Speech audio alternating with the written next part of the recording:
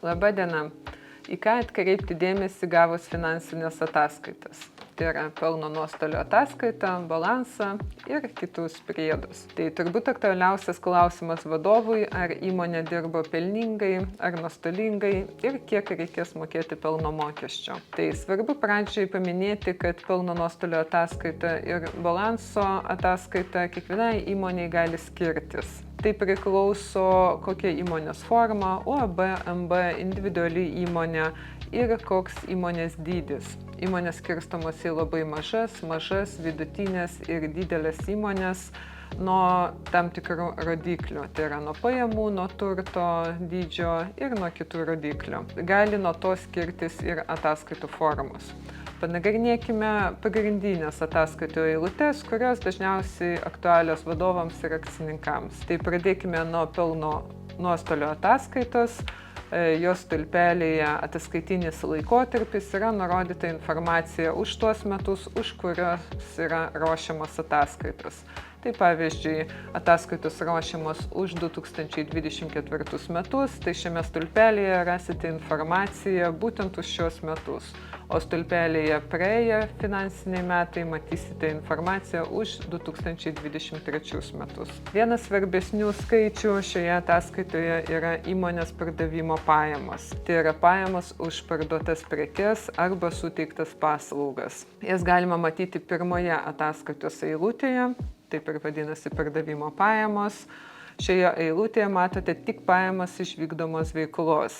Kitos pajamos, tokios kaip palūkanų, baudų arba kitos netipinės pajamos, bus atvaizduotas kitose eilutėse ir bus parodomas tik jų rezultatas. Tai yra, jeigu buvo kitų netipinių pajamų ir sąnaudų, matysite tik rezultatą su pliuso arba minuso ženklu, atitinkamai ar buvo daugiau pajamų ar sąnaudų. Jeigu daugiau sąnaudų, suma bus su minuso ženklu. Sekanti eilutė yra pardavimo savikaina.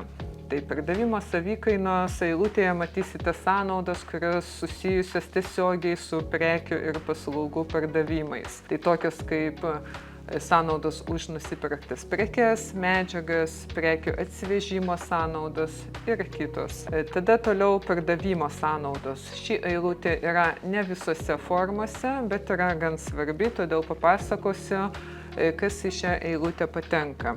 Tai čia patenka sąnaudos, kurios susijusios su prekių ir paslaugų pardavimais, tokios kaip reklamos sąnaudos, pardavėjų atlyginimų sąnaudos, prekių transportavimo pirkėjams sąnaudos ir kitos. Sekanti eilutė yra veiklos sąnaudos arba kai kuriuose formose dar bus kaip bendros ir administracinės sąnaudos. Tai čia yra parodomos įmonės sąnaudos, kurios reikalingos įmonės veiklai, bet jos nesusijusios tiesiogiai su parduodamomis prekėmis arba suteiktomis paslaugomis. Tai tokios sąnaudos kaip biuro nuoma, darbuotojų atlyginimai, kuro sąnaudos, ryšio sąnaudos ir kitos panašios įmonės veiklai reikalingos sąnaudos. Ir svarbiausios šios ataskaitos eilutės yra grynasis pelnas, kurį galit matyti šios ataskaitos paskutinėje eilutėje. Tai yra įmonės rezultatas už tuos metus, už kurios ruošiamas ataskaitos.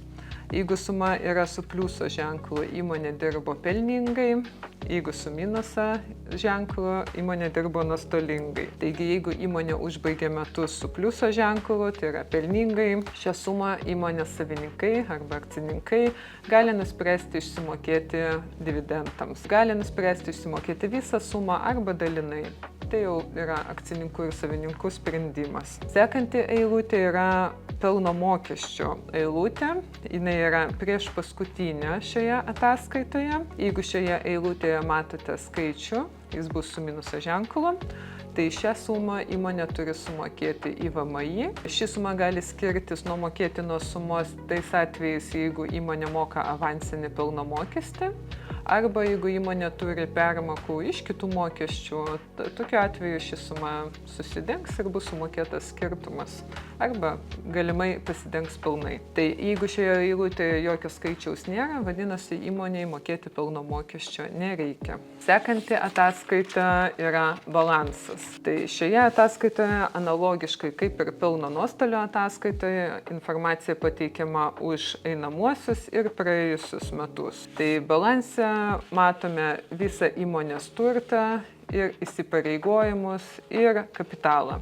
Tai pradėkime nuo turto dalies. Turtą sudaro ilgalaikis ir trumpalaikis turtas. Esminis skirtumas tarp šių dalių, kad ilgalaikis turtas yra toks, kurį įmonė tikėtinai naudos ilgiau negu 1 metus ir kurio įsigijimo vertė yra didesnė už įmonės nustatytą minimalę ilgalaikio turto vertę. Kas tai yra? Tai kiekviena įmonė nusistato savo vertę, nuo kurios toje įmonėje laikomas ilgalaikis turtas. Tai pavyzdžiui, įmonė priima įsakymą, kad ilgalaikis turtas toje įmonėje bus nuo 1000 eurų. Tai tos turtas, kuris yra 1000 ir brangiau, bus priskiriamas ilgalaikiam turtui. Taigi tai gali būti pastatai, mašinos, įrengimai, programinė įranga ir panašus turtas. Kai kuriuose balansų formose turto dalyje matysite paskaidymą į materialų ir nematerialų, o kai kuriuose formose bus paskaidyta į materialus ir kitas ilgalaikis turtas.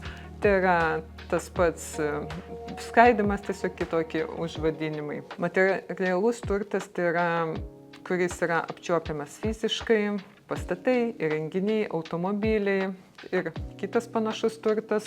Nematerialus turtas, tai kuris neturi fizinės formos, tai toks kaip licenzijos, prestižas, patentai ir taip toliau. Balanso eilutėse matysite tokio turto vertės finansinių ataskaitų sudarimo datai. Tai yra skirtumą tarp turto įsigijimo kainos ir nusidėvėjimo sumos. Kadangi buhalteriškai turtas beveik visas nusidėvi, kuris yra naudojamas įmonės veikloje, tai matysite tą skirtumą tarp įsigijimo kainos minus nusidėvėjimo suma. Kai kuriuose balansų formose dar matysite eilutę finansinis turtas, tai gali būti turimos kitų įmonių akcijos, obligacijos ir panašus kitas finansinis turtas. Keliaukime prie sekančios dalies, tai yra trumpalaikio turto dalis. Joje matysite įmonės turtą tokį kaip pinigai bankuose, kasose, turimos atsargos, pirkėjų skolos, sumokėti avansai tiekėjams ir kita. Priklausomai nuo balansų formos, eilutės čia taip pat gali skirtis. Kai kuriuose formose matysite paskaidymą į atsargas, kitas trumpalaikis turtas ir ateinančių laikotarpių sąnaudos, o kitose formose matysite detalesnį paskaidymą ir bus toks kaip atsargos, sumokėti avansai ir vykdomi darbai vienoje eilutėje. Tada atskiroje eilutėje matysite per 1 metus gautinas sumas, tai dažniausiai būna pirkėjų skolos šioje eilutėje. Taip pat bus atskira eilutė pinigai banke, kasoje ir kiti pinigai įmonės turimi. Ir kitas trumpalaikis dar eilutė bus. Tai tokios gali būti kaip permokos mokesčiams ir panašios gautinos sumos. Taip pat bus atskiras eilutės ateinančių laikotarpių sąnaudoms. Tai yra tokios sąnaudos, kurios išskaidomos per atitinkamą laikotarpį. Tai gali būti, pavyzdžiui, draudimo sąnaudos, reklamos sąnaudos, sąnaudos už domenus ir kitos panašios sąnaudos, kurios turi konkretų laikotarpį, per kurį išsiskaido. Sekanti balanso dalis yra nuosavas kapitalas ir įsipareigojimai. Nuosavo kapitalo dalį sudaro įmonės įstatinis kapitalas, savininkų įnašai, tada sudaryti rezervai, jeigu įmonė tokių turi. Ir įmonės sukauptas rezultatas tai yra bendras pelnas arba nuostolių už visus įmonės veiklos metus.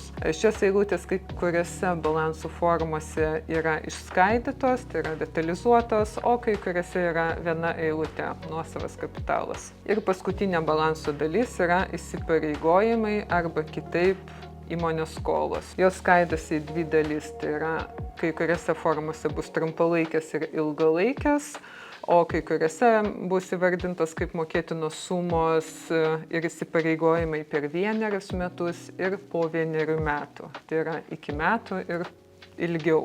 Tai į šias eilutes patenka tokios skolos kaip tiekėjams, algų skolos už paskutinį mėnesį arba už ilgesnį laikotarpį, skolos akcininkams arba nariams, kreditoriams, bankams ir kiti įmonės įsipareigojimai. Kai kuriuose ataskaitose bus dar papildoma eilutė sukauptos pajamos ir ateinančio laikotarpio pajamos. Tai bus pajamos, už kurias sąskaita bus išrašyta anksčiau, bet tos pajamos bus iš tiesų tik kitą ataskaitinį laikotarpį uždirbtos. Arba sąnaudos, tai kurios patirtos einamąjį laikotarpį, bet sąskaita bus išrašyta tik sekanti. Tai gali būti kaip pavyzdys nuoma. Jūs patyrėt sąnaudos gruodžio mėnesį, o sąskaita bus išrašyta tik kitų metų sausio data. Tai turi būti pripažintos sąnaudomis atitinkamą laikotarpį. Kartu su šiomis ataskaitomis galite gauti aiškinamąjį raštą arba balanso priedą. Tai yra privalomos ataskaitos, priklausomai nuo jūsų įmonės formos, dydžio ir panašių kriterijų.